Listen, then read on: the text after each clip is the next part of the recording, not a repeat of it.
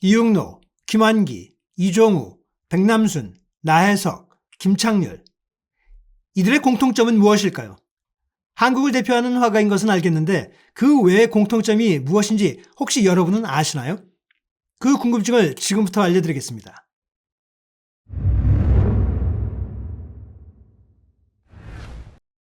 여러분, 미술을 쉽고 재미나게 풀어드리는 레차트 대원쌤입니다.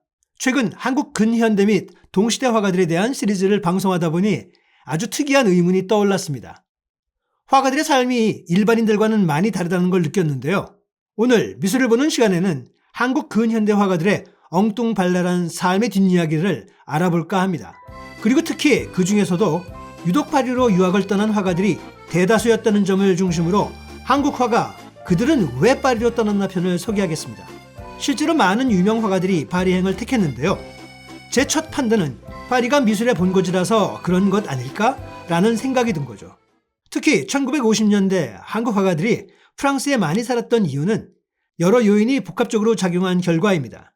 프랑스는 당시 한국 화가들에게 예술적 성장을 위한 예술의 본고지이자 국제적 예술 시장에서 성공할 수 있는 매혹적인 공간으로 인식되었기 때문입니다. 물론 그 이전에도 파리는 도쿄 다음으로 매력적인 활동 지역이었습니다. 그렇다면 한국 화가 중 누가 제일 먼저 파리로 미술 유학을 떠났을까요? 그 주인공은 서양화가 이종우인데요. 최초로 프랑스에 유학한 고전주의 한국 서양화가입니다. 1925년 파리로 유학하여 3년간 체류하며 서양 미술을 심화 학습했습니다. 그는 1920년대 프랑스 미술계에서 활동하면서 고전주의 기법을 활용한 작품들을 선보였는데요. 특히 이종우는 한국 서양화 발전에 중요한 역할을 했다는 평가를 받고 있습니다. 그리고 백남순은 서구 화단의 정식 과정을 밟은 한국 최초의 여성 화가로 여성미술 선구자로 평가받고 있는 것도 의미가 큽니다. 그렇다면 한국 화가들의 대표적 유학 본고지로 파리를 간 이유는 무엇일까요? 그 이유는 여럿이 있는데요. 먼저 프랑스의 예술적 위상 때문에 파리로 유학을 떠난 것입니다. 프랑스는 서양 미술의 발원지이자 다양한 예술적 흐름이 융성했던 곳이었습니다. 한국 화가들은 파리에서 서구 미술의 다양한 형태를 직접 배우고 경험하며 국제적인 시야를 넓힐 수 있었습니다. 물론 2차 세계대전 이후부터 지금까지는 뉴욕과 LA가 본거지가 되었지만 세계대전 전까지는 파리가 미술의 메카였던 것이죠. 또 다른 원인으로는 한국 모더니스트 작가들의 희망인데요. 해방 이후 한국 모더니스트 화가들은 프랑스 현대미술의 새로운 경향에 매료되어 프랑스 유학을 꿈꿨습니다. 이육로를 비롯한 많은 화가들이 파리로 건너가 프랑스 현대미술을 배우고 자신의 작품에 담고자 했습니다. 세계대전 전까지 파리는 국제적인 예술 시장의 중심지였습니다. 한국 화가들은 파리에서 활동하며 국제적인 예술 시장에 진출할 수 있었습니다. 또한 프랑스 평론가들과 화상들의 관심 속에서 작품을 전시하고 판매하며 국제적인 명성을 얻기도 했습니다. 게다가 당시만 해도 전 세계 다양한 나라에서 대표적인 화가들이 파리에 모두 모여 활동을 하였기 때문에 한국 화가들도 이들과의 교류가 절실했기 때문입니다.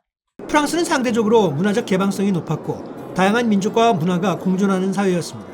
한국 화가들은 프랑스에서 자신의 예술적 정체성을 탐구하며 한국인으로서의 특성을 작품에 담을 수 있었습니다. 이러한 여러 요인이 복합적으로 작용하여 1950년대 한국 화가들이 프랑스에 많이 살게 되었고 심지어 한국인 유학생들이 모여 사는 한국인 동네까지 만들어졌다고 합니다.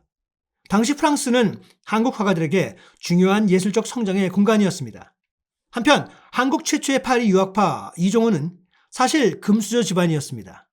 그런 그는 부모님을 속이고 유학을 가서도 법학이 아닌 미술을 공부한 자기 멋대로의 낭만파였죠. 그는 3년간의 유학 생활을 마치고 한국으로 돌아와 한국의 현대미술의 분위기를 바꾸며 당시 일본 서양화의 영향을 받던 한국 화단을 변화시키는데 큰 공을 세웠다고 인정받습니다. 그런데 재미난 일화 중 하나는 그의 파리 유학에 대한 진심 어린 동기를 물었는데요. 그는 스스로 수리하기를 절실한 미술에 대한 욕구와 집착이 있어서 유학을 간 것이 아니라 단지 부잣집 아들의 세상에 대한 호기심 때문에 간 것입니다. 라고 하였습니다. 그러나 이는 본인 스스로 겸손한 태도를 보인 것일 뿐 사실은 미술에 대한 욕구가 매우 강했을 것입니다. 집안의 강한 반대를 무릅쓰고 거짓말을 해가며 법률 대신 미술을 전공한 이종우가 아니었던가요? 또한 이종우는 1927년에 당시 제일 저명한 전시인 살롱 도톤누의 모 부인상과 인형이 있는 정물을 출품하여 당당히 입선을 하는데요. 이는 한국인 최초의 입선이었던 것입니다. 이종우 외에도 1928년 한국 여성화가로는 최초로 파리로 유학 간 백남순, 1929년에 도불한 나혜석과 1937년에 파리에 입성한 배운성도 초기 유학파였는데요. 안타까웠던 점은 당시 일제 치하였던 관계로 당당하게 현지에서의 활동을 하지 못했다고 합니다. 나라를 잃은 관계로 국제예술 무대에서까지 차별과 불이익을 당했던 것입니다. 백남순의 경우 예일대 출신 작가 이명년을 만나 결혼하여 상호간에 왕성한 작품 활동을 도왔는데요. 당시 극소수의 신시대 여성으로 우리나라 현대미술계의 여성의 기여도에 큰 발판을 놓았다고 평가받습니다. 그러나 아이러니하게도 한국전쟁으로 인해 남편 이명년이 행방불명되며 더 이상 작품 활동을 하지 못하게 되고 현재 남은 그녀의 작품은 단 한 점 남았습니다. 하지만 단 이 한 점의 작품이라도 국립현대미술관의 보물로 인정받게 된 불운의 대가라고 할 수 있습니다. 또 다른 초기 여성 작가 나혜석은 더 진보적이었는데요. 그녀에게는 정말 신여성의 아이콘답게 황당하지만 재미난 이야기가 많습니다. 그녀에게는 매우 보수적이던 당시 시절 이런 일도 있었는데요. 파리까지 유학을 다녀왔던 그녀는 원래 최승구라는 시인을 무척이나 사랑했고 애틋한 사랑으로 결혼을 했지만 불과 몇 달 만에 남편인 최승구를 잃게 되었습니다. 그 후 일본 유학파 변호사 김우영을 만났는데요. 그런데 이때 신여성 나혜석은 김우영의 청혼에 이런 황당한 조건을 달았습니다. 그럼 그 황당한 조건은 무엇이었을까요? 첫 번째 조건은 나만을 사랑해달라와 그림 그리는 것을 방해하지 말아달라는 둘째 조건 정도는 수긍이 가는데요. 셋째부터는 수위가 올라갔습니다. 세 번째는 시어머니와 전처의 딸과 같이 사는 것을 거부했습니다. 이조차 당시 한국 사회가 며느리에게 당연히 요구하던 의무를 송두리째 무시한 것이었지만 네 번째 요구는 정말이지 황당하다 못해 맹랑했는데요. 바로 새로운 남편 김우영에게 그녀의 전 남편이던 최승구의 묘에 묘비를 세워달라고 요구한 것입니다. 새 남편에게 옛날 남편 묘비를 만들어달라? 이게 도대체 무슨 경우이죠? 아무튼 그 후 그녀는 유럽에서 기생집을 드나들던 남편을 놔두고 남편의 지인과 바람을 피우게 됩니다. 게다가 이혼당한 그녀는 당당히 이런 선언을 잡지에 했었는데요. 조선 남자들의 마음은 정말 이상해요. 자기는 정조관념이 없으면서 여성에게 정조를 요구하고 남의 정조를 빼앗았습니다. 아마 신여성 나혜석은 한국 최초의 페미니스트였을 것 같습니다. 이렇듯 나혜석은 당당하다 못해 당시 다양한 스캔들을 만들었는데요. 정말 소설 같아서 조만간에 그녀의 흥미로운 뒷이야기를 특집으로 만들어 소개하겠습니다. 아무튼 해방과 한국 전쟁 이후에 본격적으로 파리로 유학가는 기회의 문이 열렸는데요.